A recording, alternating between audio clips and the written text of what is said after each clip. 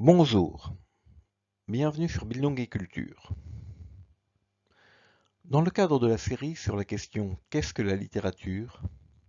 Nous proposons ici une analyse introductive du livre de Roland Barthes, Le degré zéro de l'écriture. Le degré zéro de l'écriture est un ouvrage de Roland Barthes, composé de 10 chapitres. Les thèmes que nous en retenons sont l'écriture, le style, la littérature, la prose, la poésie, le langage et la langue, l'épopée structurale à son commencement.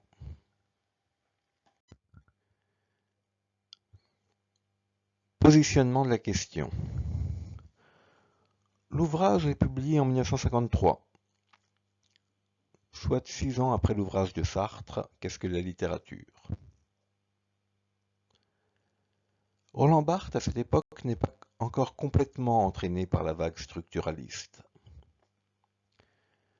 François Doss, l'historien qui a proposé une remarquable histoire du structuralisme, nous dit qu'à l'époque où il écrit le degré zéro de l'écriture, Barthes n'est déjà plus depuis sa rencontre avec Grémas, le sartrien qu'il fut dans l'immédiate après-guerre.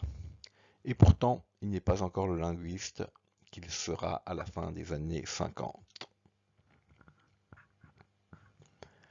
C'est donc une période de transition pour Barthes, ou plutôt une période d'émancipation qui permet de poser les questions avec sa propre voix. Barthes interroge à partir d'un mystérieux degré zéro. De quoi s'agit-il? Quel est ce degré zéro? Ce degré zéro, ce point zéro, c'est l'un des thèmes récurrents des auteurs structuralistes. Claude Lévi-Strauss cherchera le degré zéro de la parenté. Et chez Roman Jakobson, ce degré zéro sera celui du degré zéro de l'unité linguistique. Or, ce degré zéro est problématique pour un mouvement de pensée qui est le mouvement structuraliste, et qui trouve non pas son unité, mais certainement son origine commune, dans une lecture du linguiste Ferdinand de Saussure. Cette lecture fait de Saussure un penseur non seulement de l'arbitraire du signe, mais également un penseur de la langue comme système de différence. Dans la langue, disait Saussure, il n'y a que des différences, sans terme positif. Cette affirmation de la différence, et donc d'une pluralité initiale, fait qu'un degré zéro de quoi que ce soit est quasiment impensable, puisque le degré zéro est celui où la différence paraît ne pas exister. On aurait donc affaire à la recherche d'un point mythique antérieur à toute différence, mais d'où la signification pourrait jaillir. Degré zéro mystérieux donc, mais qui montre bien où Barthes entend se situer.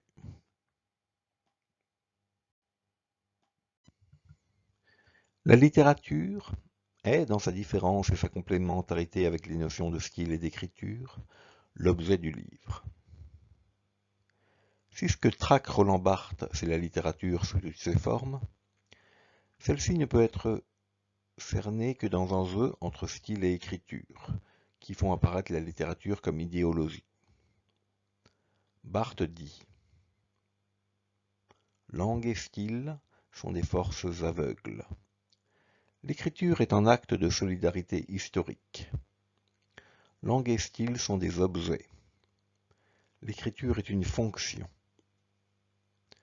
Elle est le rapport entre la création et la société. Elle est le langage littéraire transformé par sa destination sociale.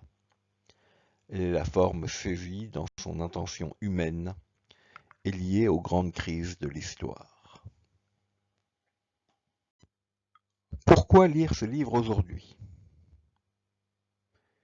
Essayer de cerner la littérature, c'est traquer en réalité une forme d'idéologie, dont Barthes saisit à la fois les mascarades.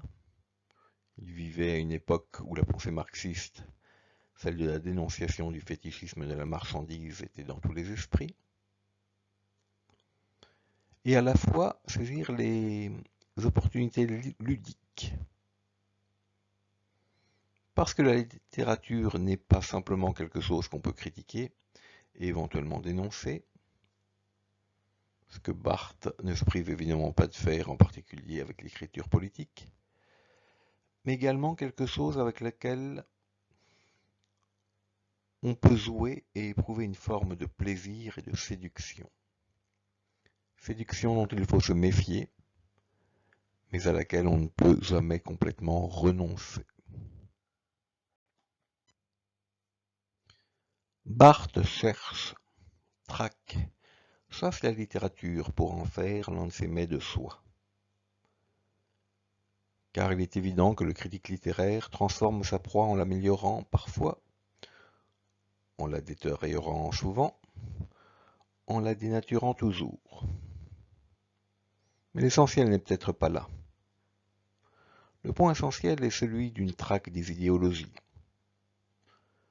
Idéologie bourgeoise, dont Barthes nous dit qu'elle triomphe, mais que ce triomphe n'est finalement qu'une victoire à la Pyrrhus. Écrire un livre, c'est donner une nouvelle forme au langage, et donc abolir l'ordre ancien reconnu ainsi comme désuet. Barthes nous dit: chaque fois que l'écrivain trace un complexe de mots, c'est l'existence même de la littérature qui est mise en question.